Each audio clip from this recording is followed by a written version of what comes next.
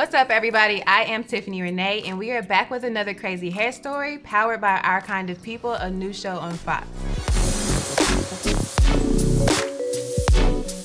Today, we are continuing the conversation around Black excellence, and we are again joined by Elizabeth Austin Davis, co-owner of the Black Hair Experience.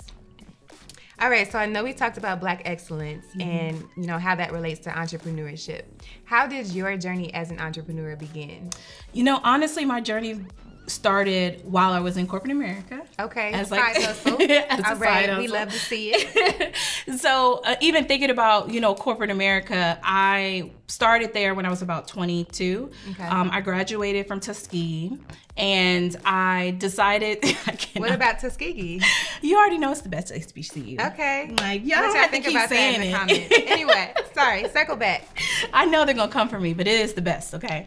But no, for real. So I left Tuskegee and then I went to St. Louis, and that shock was a transition for me. Culture shock? Yeah, it was definitely a culture shock because I was in an environment that wasn't that was very open, and I felt like I could be myself. And then even going into company culture is something different than being in school. So learning company culture in general was hard, but and then also too, I felt like at the time I struggled with understanding what was appropriate in the environment when it came to my hair.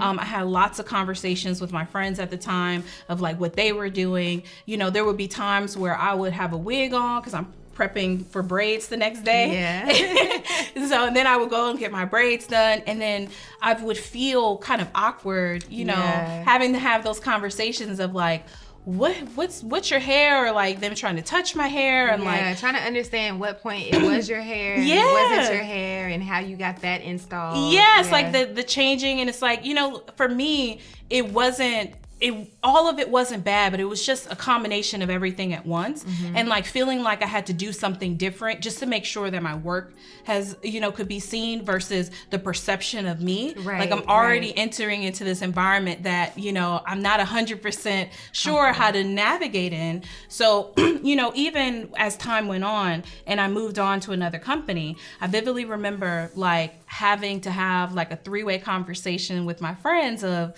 like, can I wear my pineapple to this interview? Should I get a sewing? That's when I was still getting sew-ins. And I remember my friend telling me this, and I felt so sad, but she was right. She was like, Liz, do what you got to do to get the job. Like, do what you feel like, is going to be best so that your work can speak. And like, that is, I know that there's so many people that can identify with that. Absolutely, and who have had to do that in their journey.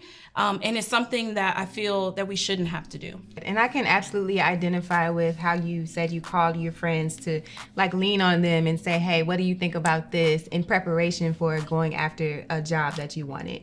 I had that exact same moment because I like to wear my hair big. I like my hair big, and I go through like, stages of blonde and black, and I like to sometimes get designs on the side.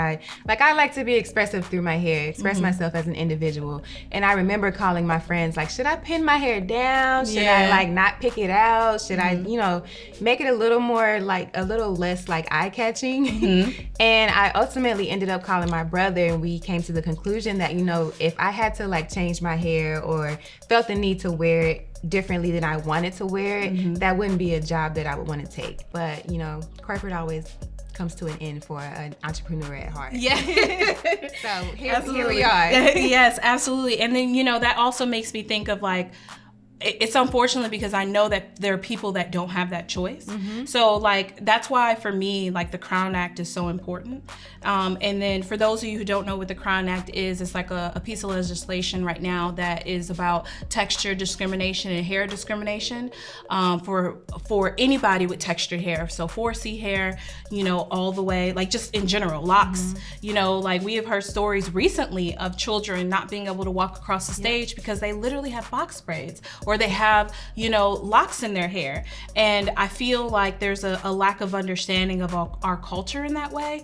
And unfortunately, we know that when the best way to change things is through laws. So that's why this is so important. It's still not passed in Texas and many other states, but it's there to be able to help us and to be able to help, you know, further that conversation so that people can just go to work and people can just be themselves. Like, where if I have 4C hair, it's not seen as, or it will allow me to have, you know, something to be able to say, like, you can't see my hair as less than, because now I have something in place that allows me to, you know, push that narrative legally to say that you're not going to do that to me. We can get the job done. Yeah. Afro or not. Yes.